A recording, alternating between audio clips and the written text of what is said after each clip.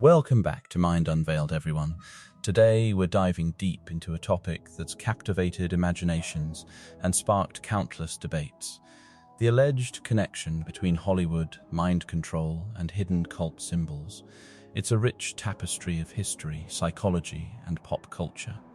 And joining me today, we have Alex, who has extensively researched these claims, and Jordan, a psychologist who can help us understand the human element behind these fascinating theories. Alex, let's just jump right in. What makes you believe there's more to Hollywood than just entertainment? Thanks, Peter. Honestly, once you start looking, you can't unsee it.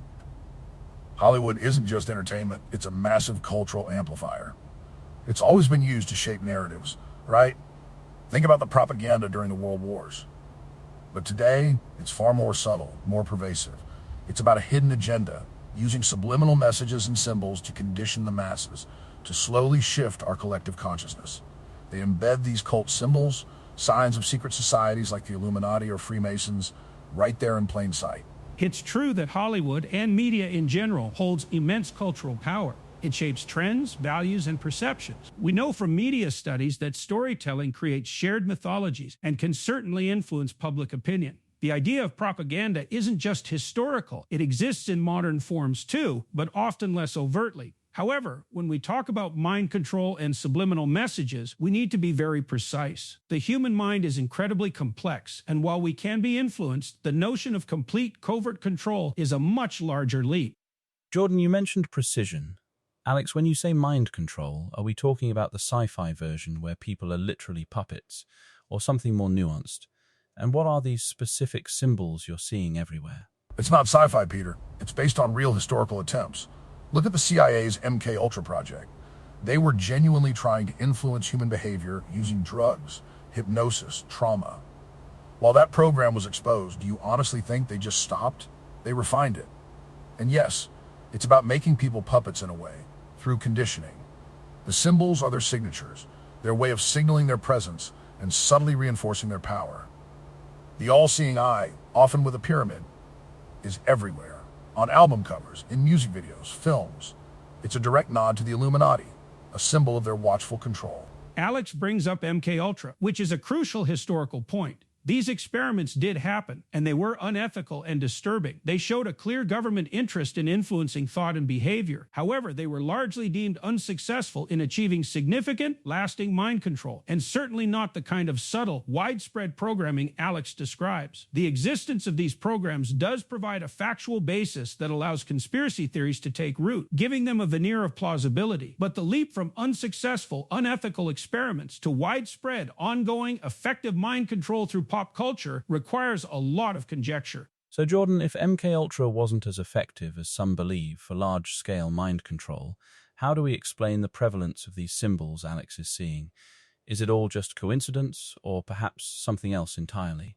That's a great question, Peter. Symbols are incredibly powerful. They have deep cultural and historical meanings. The all-seeing eye, for instance, has been used in various contexts. Christian symbolism for God, Masonic symbolism for enlightenment. Pyramids are ancient architectural marvels with spiritual significance. When artists or directors use these symbols, it can be for purely aesthetic reasons, to evoke a certain mood or to pay homage to historical art. Sometimes it's even used ironically, a nod to counterculture or a playful jab at these very conspiracy theories. Viewers, especially those primed to see connections, can engage in what we call pattern recognition bias, where they see what they expect to see, confirming their existing beliefs. But it's too frequent, Jordan. It's not just a casual artistic choice anymore. You see celebrities covering one eye in photos and music videos. It's the Cyclops pose, representing the all-seeing eye, a submission to the elite. Or the rock sign, Jay-Z's hand gesture, which is a clear triangle, a pyramid.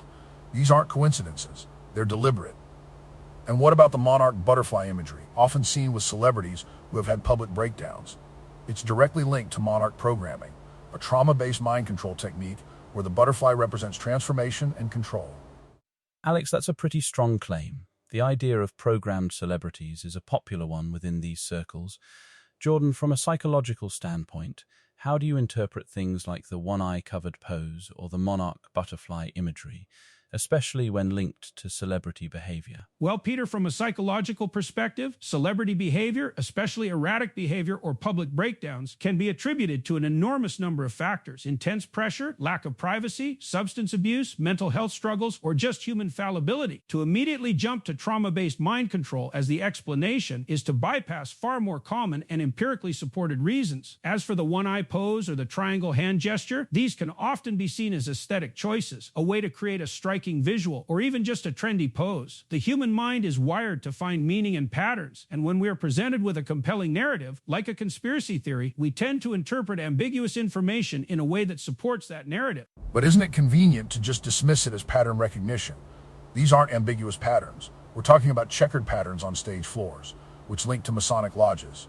We're talking about owl imagery, often associated with Bohemian Grove, a known gathering place for powerful figures, which conspiracy theorists believe is a site for occult rituals.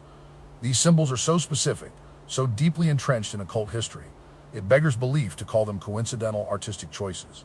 They're telling us something, embedding a message, whether we realize it consciously or not.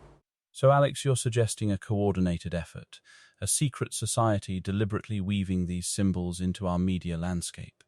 And Jordan, you're saying that while the symbols exist, their interpretation as proof of a grand conspiracy might be a misreading of their intent. Let's delve a bit more into the soft mind control aspect you touched on, Jordan. How does mainstream media influence us without needing an Illuminati overlord? Absolutely. On a broader, less conspiratorial level, critical media theorists have long argued that the sheer volume and pervasive nature of mainstream media can act as a form of soft mind control or social engineering. By constantly reinforcing certain ideas, values, consumerist desires, or even shaping our perception of reality, media can subtly influence public consciousness and limit critical thought. Think about advertising. It's designed to influence your desires and behaviors. No secret societies required. It's simply the mechanics of powerful industries shaping culture and commerce. This form of influence is very real, and it doesn't need subliminal messaging to be effective. Repetition, framing, and consistent narrative can do the job quite well. But that's where they get you, Jordan. They've normalized it so much that people accept it as just media influence. It's a spectrum, you know? The soft mind control you talk about makes us ripe for the harder conditioning. The symbols are part of that. They're normalizing an occult aesthetic, preparing us for something. When you constantly see images of Baphomet or the 666 hand sign, the OK symbol turned upside down, you become desensitized. It's part of a larger ritualistic display to assert their control and integrate these darker elements into our society. Okay, so Alex sees a more sinister, deliberate progression. Jordan, can we unpack this idea of symbols being used for ritualistic display or to normalize an occult aesthetic? Is there any academic basis for media having this kind of deep, subconscious effect beyond just promoting products or values? Well, we know that repeated exposure to certain imagery can certainly influence our associations and comfort levels. That's a basic principle of advertising and propaganda. However, to say it's for ritualistic display by a secret society goes beyond what psychological or sociological research can demonstrate. What is true is that humans have a long-standing fascination with the occult, with secret societies, with forbidden knowledge. Artists often tap into this for its dramatic effect, its edginess, or simply to be provocative. Sometimes, using these symbols is a deliberate act of subversion to make people question things, but not necessarily to serve a hidden agenda, rather an artistic or countercultural one. See, provocative and subversive are just convenient excuses. They provide cover. Why are so many successful artists across genres using the exact same specific set of symbols? The owl imagery, for example, is incredibly specific to Bohemian Grove. Why would it pop up in so many mainstream productions unless there's a shared language, a shared directive coming from an elite group? This isn't just about art, it's about control, a kind of communication among the controllers and a constant drip feed of their ideology to the rest of us. The consistency is definitely intriguing, Alex. Let's talk about why these narratives resonate so strongly with people. Jordan, from a psychological perspective, why are so many drawn to these ideas about Hollywood and secret societies? That's a really important point, Peter. There are several deep psychological reasons. First, there's a fundamental human distrust of power. Governments, large corporations, media conglomerates, these institutions are vast and often opaque, making the idea of secret control appealing. Second, the world is incredibly complex, and events can be overwhelming. A simple, albeit nefarious explanation involving a controlling elite can be psychologically comforting. It gives a sense of order to chaos. Third, there's the sense of unveiling truth. For believers, it's empowering to feel they are intelligent intelligent enough to see through the lies and discover hidden truths. It gives them a sense of special knowledge or insight and identity. And Jordan, isn't it also because people sense something is wrong? They feel that things aren't adding up, that the narrative we're given doesn't quite fit the reality. These theories provide an answer. They give voice to that gut feeling that we're being manipulated. It's not just about a desire for explanation. It's about a legitimate concern that our autonomy, our free will, is being eroded by forces we can't fully see. Hollywood is simply the most visible battleground in this struggle. That's a powerful point, Alex, the idea that people are sensing a deeper manipulation at play. So if we look at the spectrum from overt conspiracy to subtle media influence, where do we draw the line, and how can listeners critically evaluate what they're seeing? The line is difficult and often blurry. What we can say definitively is that Hollywood does influence culture and perception. Various forms of persuasion exist, from advertising to political messaging. The challenge lies in distinguishing between this pervasive, soft influence and the specific notion of widespread, coordinated mind control by secret societies embedding literal cult symbols for programming. For critical evaluation, I'd suggest several things. Always consider alternative explanations, look for empirical evidence rather than just suggested patterns, and be aware of your own cognitive biases.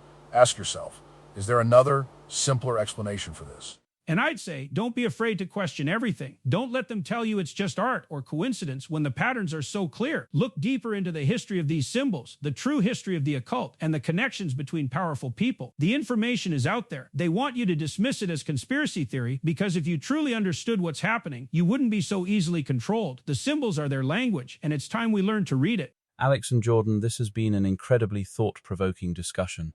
It's clear that the intersection of Hollywood, power, and perception is a complex one, whether viewed through the lens of deliberate, covert control or the more subtle forces of cultural influence. What we can all agree on is that media consumption requires a critical eye. Thank you both for sharing your unique perspectives on this truly captivating topic, and thank you, our listeners, for joining us on Mind Unveiled. Keep questioning, keep thinking, and we'll catch you next time.